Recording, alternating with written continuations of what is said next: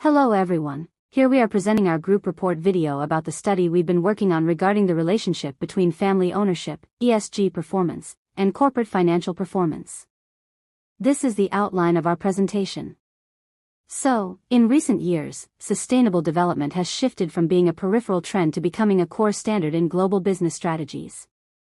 As issues like climate change, labor rights, and corporate governance become increasingly urgent, companies are now expected not only to generate profits but also to take responsibility for their environmental and social impact. In response to this shift, ESG, which stands for environmental, social, and governance, has emerged as a key framework for evaluating how sustainably a company operates. ESG is now widely used to assess how businesses manage their social and environmental responsibilities, as well as their transparency and resilience in the long term. In the past, many companies viewed ESG as voluntary, more of a symbolic commitment than a strategic one. But today, in many countries and financial markets, ESG is becoming a mandatory requirement. Investors are now using ESG as a core criterion in their investment decisions. Moreover, ESG is not just about branding or public image. It's increasingly linked to actual business performance. Studies have shown that companies with strong ESG performance tend to have lower risk, lower capital costs, and better access to talent. Good ESG practices also help businesses navigate crises more effectively, as we observed during the pandemic. However, how ESG is approached can vary widely depending on the type of company. One group that stands out in this discussion is family firms. They represent a dominant form of business organization globally and play a significant role in national economies. Family-owned businesses make up between 65% to 90% of all companies worldwide, including over a third of the S&P 500 companies. According to the 2025 EY and University of St. Gallen Global Family Business Index, the world's 500 largest family businesses generated $8.8 trillion in revenue, employing over 25 million people across 44 countries. In Asia, especially in Taiwan, family firms play a central role in economic development. In East Asia, over two-thirds of companies are family-controlled. And in Taiwan specifically, about 76% of listed firms are family-owned, and over half of their board seats are held by family members. According to the Taiwan Institute of Directors 2017, family firms made up 63% of the total market capitalization of 1,624 listed companies. What makes family firms unique is not just in scale, but also in their ownership and governance structures. Ownership and control are usually concentrated within a small number of family members. This often leads to overlapping roles between owners, managers, and external stakeholders, which typically encourages long-term thinking passed down through generations. On the positive side, family firms tend to place high value on their reputation, legacy, and family image. From the perspective of socio-emotional wealth theory, which is one of the most widely used frameworks for understanding the behavior of family firms, their decisions are not just driven by financial performance only, but also on the desire to protect the emotional bond between the family and the business. This emotional motivation often leads them to be more involved in corporate social responsibility, such as investing in environmental protection, employee welfare, or community initiatives, to uphold the family name and values. With their long-term mindset, many family businesses are more aligned with ESG goals. They want their business to survive and succeed across generations, so investing in sustainability becomes part of their internal strategy, not just a response to external pressure. However, these same characteristics can create certain risks. Because decision-making is often concentrated within a small group and external oversight may be limited, family firms might also face agency problems. From the perspective of agency theory, in family firms where ownership and management often overlap, traditional agency problems, known as Type 1 problems, may be minimized.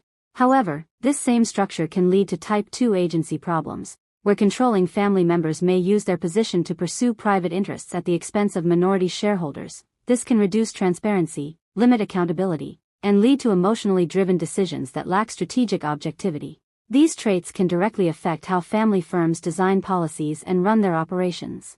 While they may be willing to invest in areas that align with family values, they might also be hesitant to commit to ESG initiatives that are costly or could attract public scrutiny. In addition, another key area of focus is the relationship between ESG and financial performance.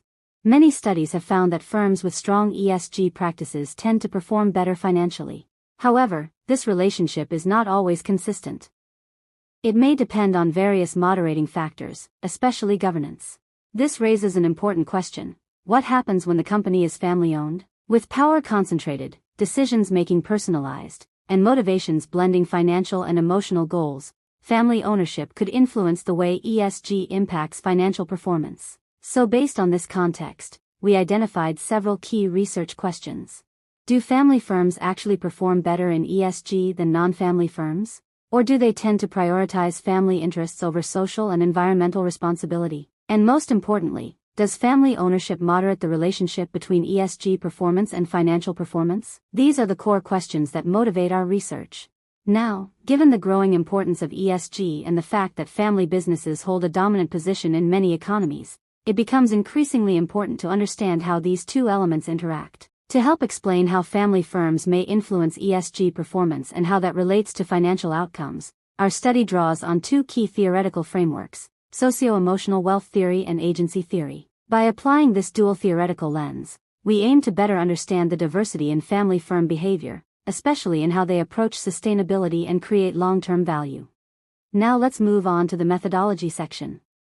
In this study, we examine the relationship between family firms and ESG performance, as well as the moderating role of family ownership on the link between ESG and corporate financial performance. We apply linear regression models as our main statistical method. Linear regression is a commonly used statistical method. This method is well suited for our research objectives, especially for testing interaction effects and moderating relationships. Here we use data from the Taiwan Economic Journal, TEJ, the leading financial database in Taiwan. TEJ provides standardized and comprehensive firm-level data, including ownership structure, corporate governance details, ESG scores, and financial performance indicators, which supports robust and replicable quantitative analysis. Our sample data includes publicly listed companies on the Taiwan Stock Exchange and Taipei Exchange. We construct 6 regression equations in total. Equations 1 to 4 test the effect of family firm status on ESG performance, using the overall ESG score and each of the E, S, and G pillar scores as dependent variables. Equations 5 and 6 examine the moderating effect of family ownership on the ESG, financial performance relationship. To do this, we include an interaction term between ESG score and the family firm dummy variable to test whether ESG impacts financial performance differently depending on ownership type. Finally, let's move on to the expected results and contributions. From equations 1 to 4, we expect that the regression coefficient for the family firm variable will be statistically significant, which would indicate a consistent difference in ESG performance between family firms and non-family firms. If the coefficient turns out to be positive, it would suggest that family firms tend to perform better in ESG. On the other hand, if it's negative, it would imply that family firms underperform compared to non-family firms. In either case, the results will help us draw empirical conclusions about how family firm characteristics are associated with ESG performance. In the extended models, equations 5 and 6, we anticipate that the interaction term between ESG and the family firm variable will be positive and statistically significant. This would suggest that ESG activities contribute more positively to financial performance in family firms than in non-family firms, possibly due to their long-term orientation and stronger emphasis on family reputation. If our hypothesis is supported, these findings would confirm that family firms act as a positive moderator, strengthening the financial value of ESG strategies. Next, for the contributions, this study aims to provide new insights into 2 main areas. First, it helps clarify whether family ownership influences how ESG is practiced in the Taiwanese market. Second, it contributes to the literature by exploring how the structure and characteristics of family firms may shape the financial returns of ESG efforts. Overall, this research contributes to both academic understanding and practical implications, especially in contexts where family businesses dominate the economy, like Taiwan. And in the end, here is our project timeline and the group's work distribution.